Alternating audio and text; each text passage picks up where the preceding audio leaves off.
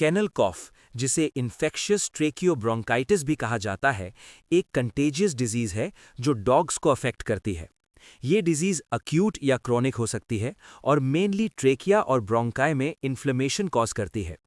Severe cases में, खासकर puppies, older dogs या वीक इम्यूनिटी वाले डॉग्स में, ये डिजीज सीरियस लंग इन्फेक्शन यानी ब्रोंकोनिमोनिया में बदल सकती है, जो कभी-कभी फेटल भी हो सकती है।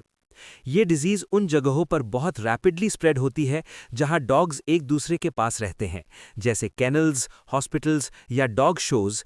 इसी वजह से इसे कैनल कॉफ कहा जाता है। इस डिजीज का कॉज कई वायरसेस, बैक्टीरिया और कभी-कभी माइकोप्लाज्मा होते हैं। कुछ एक्सपर्ट्स का मानना है कि वायरसेस प्राइमरी कॉज होते हैं और बाद में सेकेंडरी बैक्टीरियल इन्फेक्शन डेवलप होती है, जबकि कुछ लोगों के अकॉर्डिंग बैक्टीरिया, स्पेशली बॉर्डेटेला ब्रोंकीसेप्टिका, सबसे इंपॉर्टेंट कॉज है। कई बार एक ही डॉग में मल्टीपल एजेंट्स का साइमल्टेनियस इन्फेक्शन भी हो सकता है। इस डिजीज में इन्वॉल्व होने वाले वायरसेस में canine distemper virus, canine adenovirus type 1 और 2, canine parainfluenza virus, canine reoviruses type 1, 2 और 3 और कैनाइन हर्पीज वायरस शामिल होते हैं।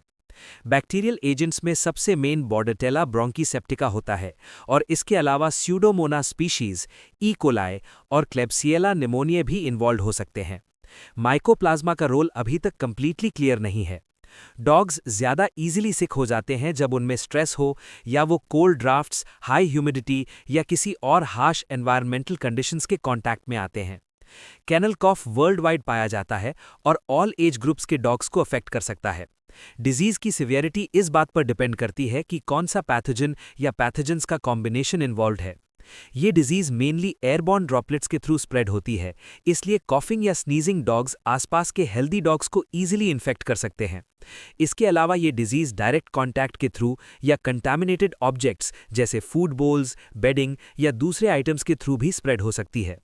जब डिजीज शुरू होती है तो इन्फेक्शियस एजेंट्स पहले नोज के थ्रू एंटर करते हैं और नेजल पैसेजेस में इन्फ्लेमेशन कॉज करते हैं, जो बाद में ट्रेकिया और ब्रोंकाई तक स्प्रेड हो जाती है। इस प्रोसेस में थिक पस लाइक मटेरियल एयरवेज में अक्यूमुलेट हो जाता है, जो ब्रोंकी और ब्रोंक्यूल्स को ब्लॉक कर सकता है, जिससे डॉग को ब्रीदिंग डिफिकल्टी होती है और ऑक्सीजन लेवल कम हो जाता है। अगर इन्फेक्शन ज़्यादा सीवियर हो जाए तो ये ब्रोंकोनिमोनिया में कन्वर्ट हो सकता है और कुछ केसेस में डेथ भी हो सकती है। कैनल कॉफ में क्लिनिकल साइंस यूजुअली डॉग के इन्फेक्शन एक्सपोजर के 3 से 5 दिन के अंदर अपीयर हो जाते हैं।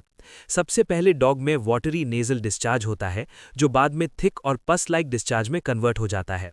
इसके बाद एक ड्राई हैकिंग कॉफ डेवलप होता है, जो अक्सर बर्स्ट्स में आता है और थ्रोट या ट्रेकिया को टच करने या फिर एक्सरसाइज से ईजिली ट्रिगर हो जाता है। इरिटेशन के कारण डॉग्स में रेचिंग और गैगिंग भी हो सकती है। इन सब साइंस के बावजूद ज़्यादातर अफेक्टेड डॉग्स एक्टिव, अलर्ट रहते हैं और फीवर नहीं होता और आमतौर पर 7 से 10 दिनों के अंदर रिकवरी हो जाती है। लेकिन यंग पपीज या ओल्डर वीक डॉग्स में डिजीज आगे बढ़कर ब्रोंकोनिमोनिया में कन्वर्ट हो सकती है, जिसमें fever, pus filled nasal discharge, severe weakness और लॉस ऑफ एपेटाइट जैसे सीरियस साइंस दिखते हैं।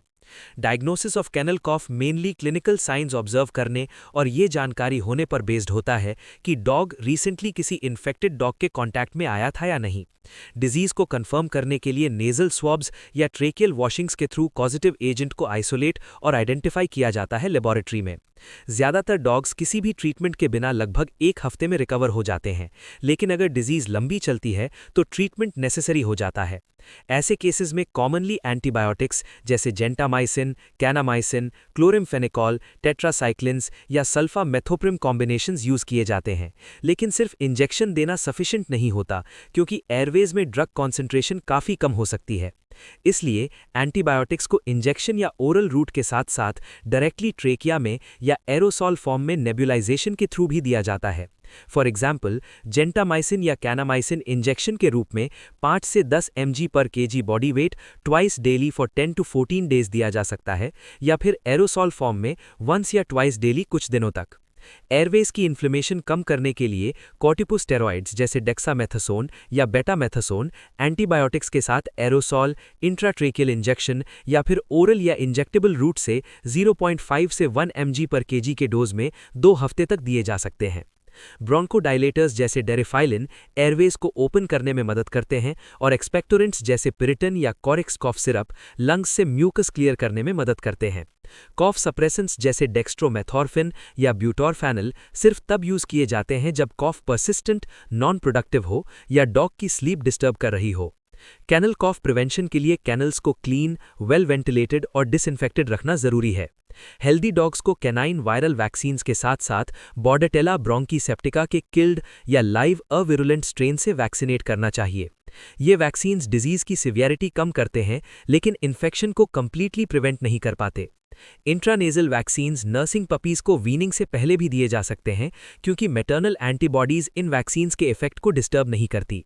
वैक्सीनेशन से मिलने वाली इम्यूनिटी लगभग 10 to 12 मंथ्स तक रहती है, इसलिए एनुअल बूस्टर वैक्सीनेशन जरूरी होती है।